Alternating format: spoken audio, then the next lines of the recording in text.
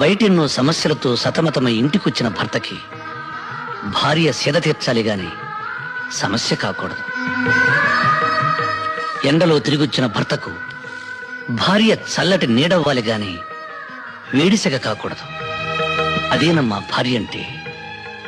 ఆకలిలో అమ్మగా, అనురాగంలో చెల్లిగా, అభిమానంలో తమ్ముడిగా, ఆవేశంలో స్నేహితుడిగా వెనకుండి ముందుకు నడిపించేదనమ్మా భార్య.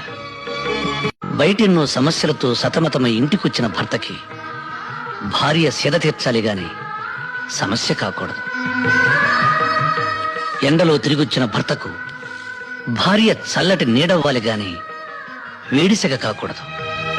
అదేనమ్మా భార్య అంటే. ఆకలిలో అమ్మగా, అనురాగంలో చెల్లిగా, అభిమానంలో తమ్ముడిగా, ఆవేశంలో స్నేహితుడిగా వెనకుండి ముందుకు నడిపించేదనమ్మా భార్య.